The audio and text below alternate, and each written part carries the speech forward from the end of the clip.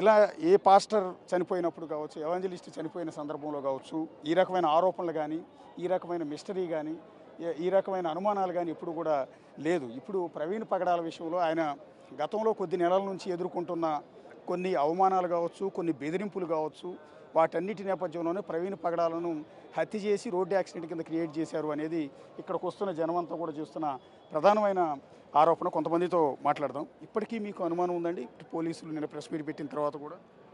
ఖచ్చితంగా వాస్తవాలు తెలిసేంత మట్టుకు అనుమానాలు అంటూ ఉంటాయి. వాస్తవాలు తెలుసుకొని రాష్ట్ర ప్రభుత్వం అక్కడ చంద్రబాబు నాయుడు రాజమండ్రిలో ఎంక్వైరీ చేసి వాస్తవాలు చెప్పేంత మట్టుకు డౌట్స్ ఖచ్చితంగా ఉంటాయి. దీంట్లో కూడా మీరు ప్రెస్ వాళ్ళు కూడా మీరు ఎంక్వైరీ చేసి కరెక్ట్ అయిన రిపోర్ట్ ఇవ్వాలని చెప్పేసి కోరుతున్నాను. ఈరోజు నేను ఇక్కడికి వచ్చి జనం చూస్తుంటే నిజంగా ఆశ్చర్యం వేస్తుందండి. బయట వరకు క్యూ లైన్, ఎక్కడో మెయిన్ రోడ్డు వరకు క్యూ లైన్లు ఉన్నాయి. ఆవరణ మొత్తం కూడా పూర్తిగా నిలిచిపోయింది. ఇంతకుముందు ఎంతోమంది పాస్టర్లు చనిపోయి ఉంటారు వేరు కారణాలతో, ఎంతోమంది ఎవాంజలిస్టులు కూడా చనిపోయి ఉంటారు. కానీ అప్పుడు ఇంతమంది జనం రాలేదు. ఒక ప్రవీణ్ ప్రగడాలకు ఈ స్థాయిలో జనం ఎందుకు ఆయన అంటే అంత అభిమానం? ఇలా ప్రవీణ్ మరణ వార్తని రాజమండ్రి నుంచి డెడ్ బెడ్ రావడం, చాలామంది వేలు రాష్ట్రంలో నలుమూలల నుంచి దరిదాపు తెలంగాణలో 40 నుంచి 50 వేల మంది క్రైస్తవులు ఉన్నారు. 40 నుంచి 50 వేల మంది. కాబట్టి ప్రతి క్రైస్తవులు ఇది బాధాకరమే. ఎవరింట్లో జరిగినా ఇటువంటి జరగకూడదని ప్రతి కుటుంబంలో ఎవరన్నా కానీ, క్రైస్తవులే కాదు, ప్రతి విషయంలో బాధపడతారు. వాళ్ళందరూ ఈరోజు మీరు చూస్తూ ఉన్నారు, క్రైస్తవులే కాదు అందరూ వచ్చి చూస్తూ ఉన్నారు. కాబట్టి తండోపతండాలుగా వస్తున్నారు. మేము ఒకటే కోరుకుంటున్నాం, ముఖ్యమంత్రి చంద్రబాబు నాయుడు ఇమ్మీడియట్లీ దీని మీద ఎంక్వైరీ చేసి వాస్తవాలను బయటకు తీసుకురావాలి, బయట పెట్టాలి. ఇటువంటి పరిస్థితి రాకున్నట్లు సెంట్రల్ గవర్నమెంట్తో మాట్లాడి, ఎందుకంటే ఆయన అందరు ఏమంటారంటే సెంట్రల్ గవర్నమెంట్ను తింపగలిగే వ్యక్తి, చెప్పగల వ్యక్తి, చేసే వ్యక్తి.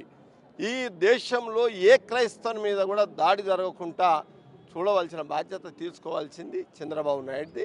ఇది సెంట్రల్ గవర్నమెంట్ కూడా ప్రైమ్ మినిస్టర్ మాట్లాడి చేయాలని మేము ఏదేమంటున్నామంటే, ప్రవీణ్ గారికి ఎందుకు ఇంత జనము అదని మీరు ఒక మాట అన్నారు. ఆయన చెప్పేది ఏంది? సమాజంలో చెడిపోమని చెప్పలేదు, కొట్టుమని చెప్పలేదు, దాడి చేయమని చెప్పలేదు, అరాచకాలు చేయలేదు. సమాజం బాగుపడాలని, అందరూ బాగుండాలని చెప్పేసి ఆయన చెప్తా ఉంటాడు. వేరే వాళ్ళు చాలామంది డిబేట్ చేస్తూ ఉంటారు, ముస్లింలు కానీ, హిందువులు కానీ, క్రిస్టియన్లు. క్రైస్తవత్వం ఏం చెప్తుందో అది చెప్పే వ్యక్తి. అది వినకుండా మోసపోయి ఈయన మీద దాడి, అలాంటే ఈయన చెప్పే మాటలకు అలా కొంటన వాడలే, వాస్తవాలు నచ్చలే. కాబట్టి ఉన్న వాస్తవాలు ఈయన బయట చెప్పడం వల్ల బైబిల్లో ఏదైతే జరిగిందో, ఏదైతే యేసుప్రభు చెప్పాడో అవే మాటలు ఈయన చెప్పాడు. కానీ దాన్ని కావాలని కాచుకొని ఆయన మీద దాడి చేశారు. ఖచ్చితంగా ఈయన యొక్క మరణం దేవుని దృష్టిలో అయితే చాలా గొప్పవాడైనా. ఈరోజు ఇంతమంది ప్రజలు మన్నన మంది ఎంతమందికి రాదు. మీరు ఒక మాట అన్నారు, ఇంతమంది చచ్చిపోయారు ఎందుకు రాలేదు ఇంత అంటే, ఇది అందరికీ బాధ, అందరికీ బాధ. ఒక్కరికే కాదు, క్రిస్టియన్స్ కాదు, హిందువులు కూడా ఉన్నారు, ముస్లిమ్స్ ఉన్నారు, అందరు వస్తున్నారు. ఎందుకంటే ఇటువంటి మినిస్టర్ జరగకూడదు. ఎవరైతే దీన్ని కావాలని చేశారో వాళ్ళని ఖచ్చితంగా శిక్షించాలని చెప్పేసి కోరుతున్నాం. మీద అంటే చంద్రబాబు నాయుడు గారు విచారణ కూడా ఆదేశించారు. సో మీరు ఏ రకమైన విచారణకు డిమాండ్ చేస్తున్నారు? పర్టికులర్గా సిబిఐ లాంటి విచారణ, స్వతంత్ర దర్యాప్తు సంస్థతో విచారణ జరపాలన్న ఆలోచన ఏమైనా ఉందా మీకు? సో నిన్న ఎస్పీ గారు పెట్టిన దాంట్లో కూడా క్లారిటీ అనేది చాలా తక్కువగా కనిపిస్తుంది. సో కాబట్టి ఫెయిర్ ఇన్వెస్టిగేషన్ జరగాలి.